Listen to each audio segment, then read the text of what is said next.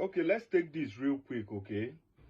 On the issue of whether there are Igbo Muslims or not, I want to tell you that you see this argument, that argument is not ending anytime very soon.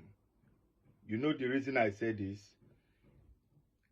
I know that the southeastern Nigeria is a very, very economically sophisticated area, okay?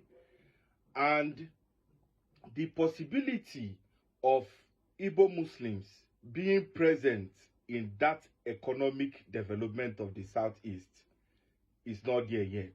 And that is why everybody are still shouting whether there are Igbo Muslims. I must tell you that the southeast, you know, the economic development, the tasks, the everything, it is until you begin to see the reflection of people who bears Islamic names, who pay tax, who have economic development in the society. That is when people will begin to actually remember or realize that they are Muslim Igbos, okay? Because you can't tell me that a situation whereby immediately somebody finishes from secondary school, the person travels to Abuja or any part of the north to go and continue his life, and maybe has his ventures all over the north. You expect people at home to begin to recognize him. That doesn't work that way. And I must tell you that the Igbo Muslims has risen up to different cadres in the society in Nigeria. There are Igbo Muslims in high, you know, military positions. There are Igbo Muslims in you know, high paramilitary position, in businesses, in private sectors and all of that. Go to the Supreme Council of Islamic Affairs, there are Igbos in the executive nationally. Go to Central Mosque of Nigeria, there are Igbos there. This is national positions. Go to all walks of life in Nigeria now, there are Igbo Muslims there. As a matter of fact, let me give you this story, okay? There is a program I attended some years ago at Nike Lake Hotel, and the former governor of Enugu State was there, okay? So a representative of UNICEF who, you know, made a speech there, introduced himself, and with his name you will know that he's an Igbo Muslim. Do you know that the governor was surprised and was curious to ask, okay, we even have people like this in these positions and we don't know about you? So this is just what it is, okay? All the way to UNICEF. So with all these positions, okay, what is the economic impact has it brought to the natives or the region where you are representing? That is the reason why these questions are always coming.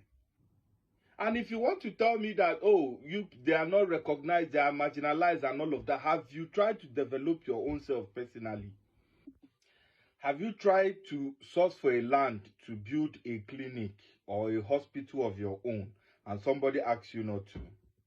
Have you asked for a place or tried to buy a land legitimately to build a company or even a small business and nobody has agreed to sell that to you? Have you tried to get a shop or a space for maybe a company or anything and they've refused that from you? You know, these things there is no, you know, corner ways about it. Develop yourself personally to the extent that the government will have to work with you. Go and check the record of the current governor of Enugu State now and see what he's doing with Muslims and non-Muslims and non-Igbos and all of that. So you can't continue to run away from your home, going elsewhere.